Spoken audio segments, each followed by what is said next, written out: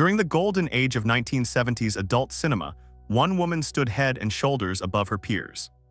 In terms of grace and sophistication, Annette Haven didn't just star in mature films. She redefined them with a cool elegance, theatrical presence, and innate sensuality. Haven brought intelligence and subtlety to a genre still trying to find its artistic direction. She wasn't just a body on screen. She was a fully realized character, exuding a screen persona more akin to classic Hollywood cinema, rather than the portrayals the industry had witnessed up until that point. Today, we are going to look at the life and films of Annette Haven, the queen of the golden age. Haven was born Annette Robinson on December 1, 1954 in Las Vegas, Nevada. Raised in a conservative Mormon family, her journey into the film industry was anything but conventional. Following the end of a 2-year marriage, she moved to San Francisco where she worked as a nurse's aide, faded into being a massage parlor girl, and eventually found employment as a club dancer. It was during this time that she met actress Bonnie Holliday, who introduced her to the world of filmmaking. Her debut came in 1973 in an Alex Denzi short called Lady Freaks. Living under the same roof for several years with Holliday and her boyfriend, the former became a fixture in some of Haven's early films. This included 1974's China Girl, in which Haven acted as scientist Teresa Hargrave, a heavily plot-driven movie. The first genre scene doesn't begin until 30 minutes into the running time. The film showcased her acting skills, along with the more conservative demeanor that would form the basis of her career. Her appearance as the virginal Madame Verbuck in the Mitchell brothers' hit film, The Autobiography of a Flea in 1976, was another role that brought attention. She then followed this in a memorable turn as John Holmes's partner in the opening sequence of Tell Them Johnny Wad Is Here. By this time, Haven had established her unique identity in the industry. She had become its symbol of class and self-possession. In the second half of the 1970s, she obtained marquee status, appearing in a steady stream of first-rate productions, working alongside some of the industry's best directors and biggest stars. Her refined presence also stemmed from the fact that she established clear boundaries. Unlike many of her contemporaries, she refused to act in scenes involving violence or degradation. Haven was never filmed in a manner that saw the end of a sequence with the camera focused on her face. This was a rare stance in an industry that often employed such techniques to portray a crescendo. Her choices weren't just personal, they were political. Throughout her career, Haven advocated for performers' rights, safer working conditions, and ethical standards long before those issues became industry talking points. But arguably, it is her filmography, the narrative vehicles in which she starred, that helped to make the legend she is today. Her credits include lead roles in a string of high-budget, sophisticated, mature narratives that define the golden age. Directed by Bradley Meza under the pseudonym Henry Paris, Barbara, broadcast in 1977, saw Haven playing Barbara, a refined and liberal-minded author being interviewed in a restaurant where fun, food, and conversation intermingle. Her performance is textbook Haven, elegant, detached, and oddly intellectual. The film, with its crisp cinematography and talented cast, remains one of the genre's more celebrated works, and I will definitely be doing a review of this one soon. There was also Anthony Spinelli's star-studded X-World that same year. In a feature inspired by the mainstream sci-fi film Westworld, Haven plays a guest at a retreat where clients live out their fantasies overseen by a team of scientists. Her role, as is often the case with the characters she played, stands out for its emotional depth.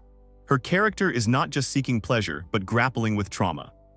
The performance that earned her the Adult Film Association Best Supporting Actress Award was A Coming of Angels, also in '77. It's a genre take on Charlie's Angels, where a trio of female private investigators infiltrate a criminal organization. True to form, Haven delivers a nuanced, introspective performance. Her character is vulnerable yet empowered, navigating the darker side of the narrative in a way that feels real. Then we have a personal favorite of mine, V the Hot One in 1978.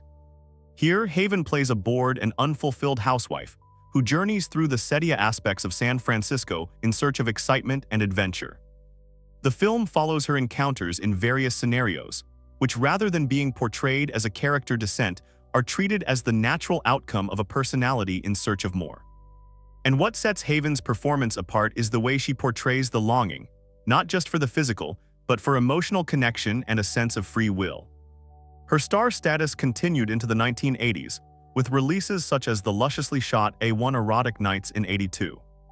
Now available on Vinegar Syndrome Blu-ray, the story follows Haven as Scheherazade in a series of vignettes, as she tells the Sultan played by John Leslie to keep him interested for the sake of staying alive. We also have the classic Public Affairs in 1983. Here, Haven plays an investigative journalist trying to sink the election campaign of a corrupt womanizing politician played by the late great Paul Thomas. The enjoyable Tower of Power came in 1985.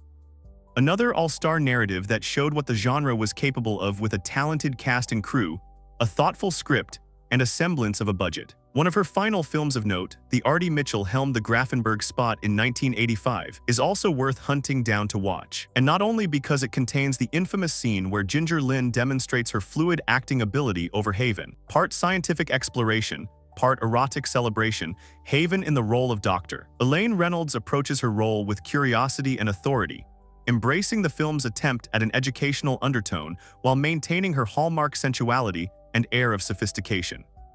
It was a screen presence she was able to leverage throughout her entire career, and to this day it is what she is remembered for. There is also the brief crossover into mainstream Hollywood that, while modest, is still noteworthy. Haven made a cameo in Blake Edwards' 10 in 1979, and was also considered for the lead in Brian De Palma's Body Double in 1984. While she didn't land the part, ultimately played by Melanie Griffith, she remained on set as a consultant and reportedly coached Griffith through her performance.